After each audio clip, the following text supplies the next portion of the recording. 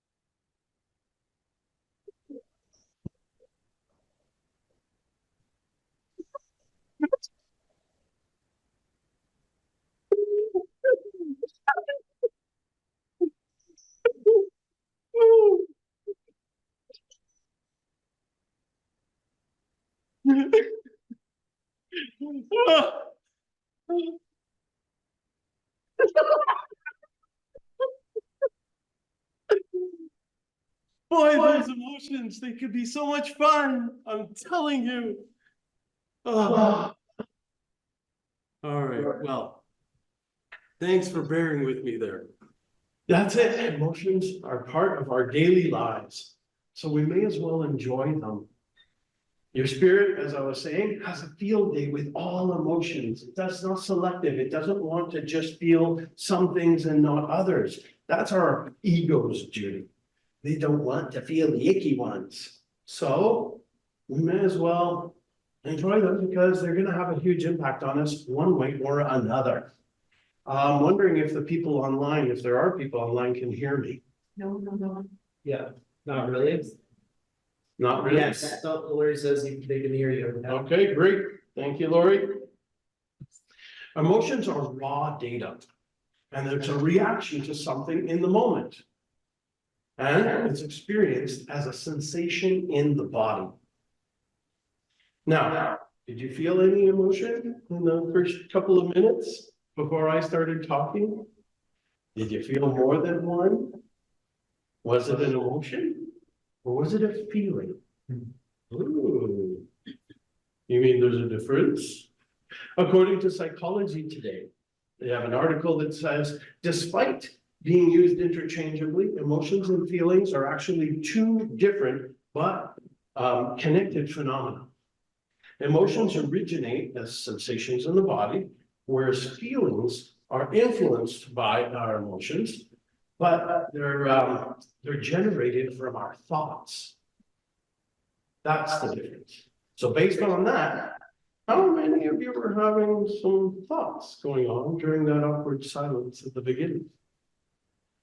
Did you have anyone? I started laughing hysterically, like a maniac. Yes. Yes. Your mind was racing, trying to figure out what's going on with Dre. What did he take this morning, perhaps? And as a consequence, did you have a feeling in your body about it? Anything? Do you remember? Or were you just feeling something with no thoughts in your head, an emotion? And what about when I was laughing, or maybe you weren't laughing because you didn't seem to want to laugh? Were you thinking thoughts and then laughing or not laughing? Or were they just bubbling up inside just naturally? I find it fascinating and interesting personally. Well, this means that you can have an emotional reaction to something without thinking any thoughts about it and experience it as sensations in your body, as we've said. But then, what usually happens? Label. The mind gets involved. It wants to categorize, label, put it in a box, get it back. It's what the mind mafia does. Get it back. Perhaps that's why we have feelings, is because the mind doesn't want to get left out. Say, hey, don't cut out the middleman or the middle woman or the middle person, whatever. It says, I can make you feel stuff too. See that? And you do when you think certain thoughts, right? Think about something that makes you feel happy. Then you can feel happy. If you remember a sad memory, you'll feel sad. And if we look at feelings such as anger, where is it? Do we feel that? How does it feel? For each of us, it's a different interpretation of anger. Or like I mentioned, sadness. Now, we might share our experience and share similar sensations, try and describe it to another, but they won't always line up. See, feelings is so different from person to person. It's very subjective. One person can go to a party and where they don't know anybody, and then they could feel like this stress and anxiety because they don't know anybody. And another person can have that same feeling in the stomach, but they're excited because they love meeting people and they got a whole room full to meet. So same experience, different interpretation, different experience ultimately. So why is this important? Why should we care about the difference between emotions and feelings? Well, because by knowing the difference, A, we can bring healing to our emotions by integrating them. And B, when we have a feeling, especially those that we don't like to have so much, we can redirect them in a way that is supportive to the life we say we want to live. This is called self-agency. This is the Dre agency. We're here. Where can I redirect your thoughts?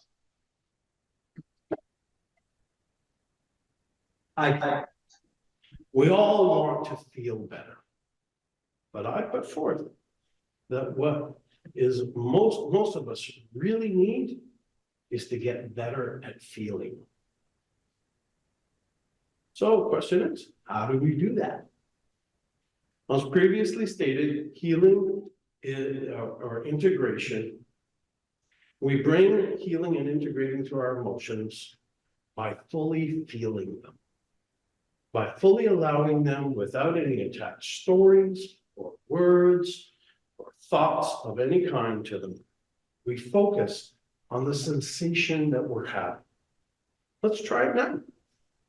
Whatever it is that you might be feeling, scan your body. You might want to close your eyes and just focus on what's going on in your body. How do you have a sensation there? Where might it be located in your body? How big is it? Is it the size of a pea or a golf ball? Is it bigger?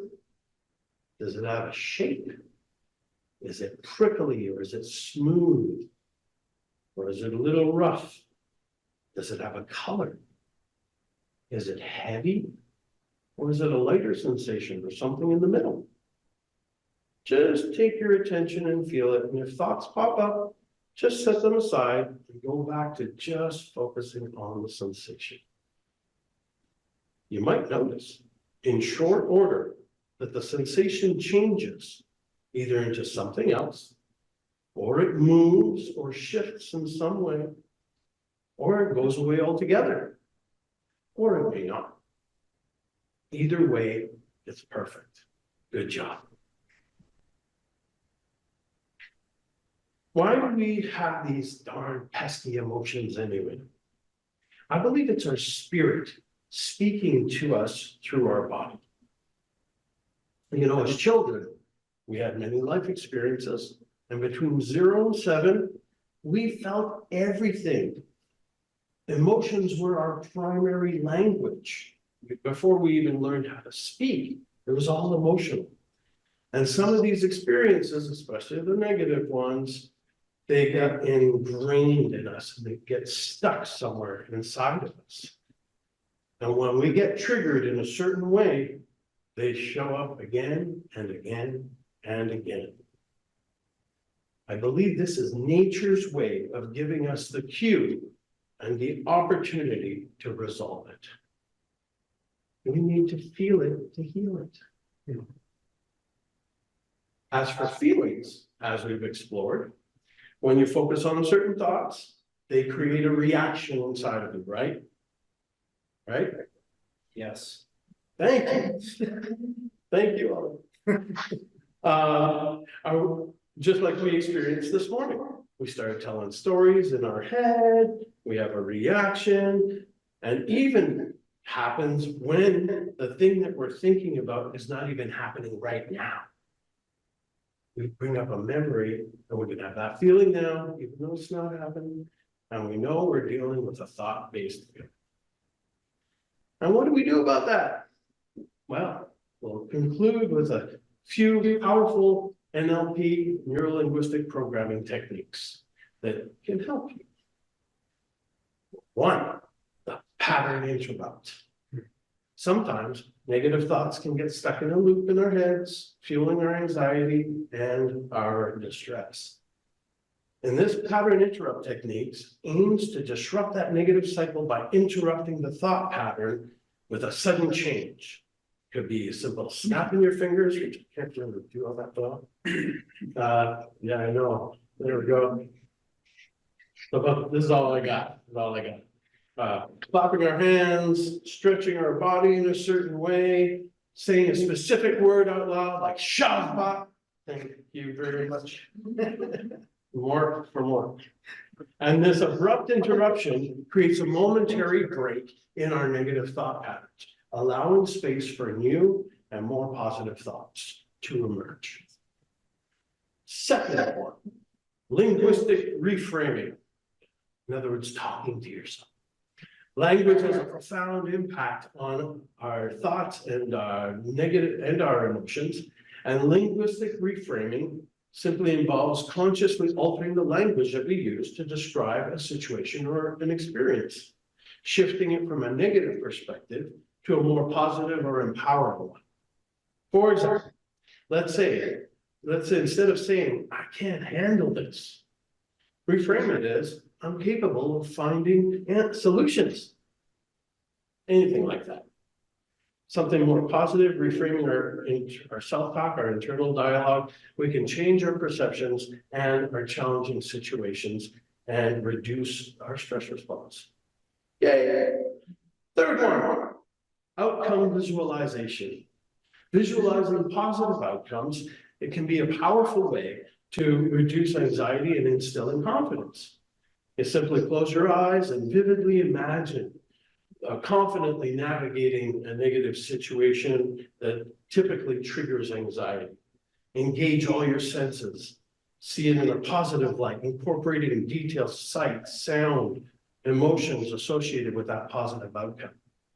And make the picture brighter and bolder. By repeatedly visualizing yourself feeling calm, resilient, and in control, you condition your brain and to associate positive emotions and outcomes formerly anxiety producing. And the last one is anchoring. Anchoring involves associating a specific physical mental cue with a desired emotional state or memory. Like, for example, pinching maybe your thumb or this part of your head, I forget what it's called. Choosing a unique gesture or a touch or a word, tapping yourself on the shoulder, something easily replicate and represents a calm and confident state, especially when you're in that state for some other reason, you can anchor that in, right? And whenever you feel anxious or encounter any negative thoughts or you activate this anchor by performing the chosen action or saying the word. Simultaneously, you can recall a vivid memory or experience that evokes a strong positive emotion. The anchor acts as a trigger, instantly shifting your state of mind.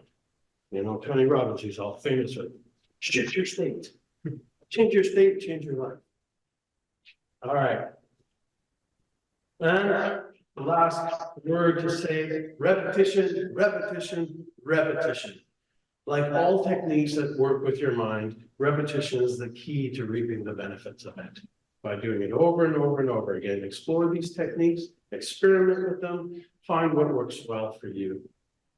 With a committed daily practice, you can transform your thought patterns and embrace a more positive mindset and experience greater calm and resilience during your life's daily challenges.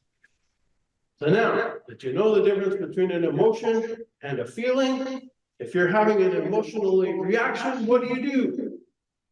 Feel it. Feel it. Feel it to heal it. Thank you, Ollie. I'm glad Ollie's here. You're preaching at the choir button. Yeah. And if you're having thoughts and you have that unwanted feeling, what do? Pattern interrupt. Linguistic reprogramming. Reframing, outcome visualization, and anchoring. All of these things are great. Thank you. If you would like to explore not only these techniques, but so much more about how to shift your emotions into something else, we call it emotional alchemy, transforming that stuff into gold in your life. Ollie and I are working on a course. We were supposed to release it before, but we are a little behind schedule due to scheduling issues. But we are going to be starting sometime in March, mid to late March. And if you want to know more about that, talk to Ollie or I. Thank you very much for your time today. Thank you. Thank you.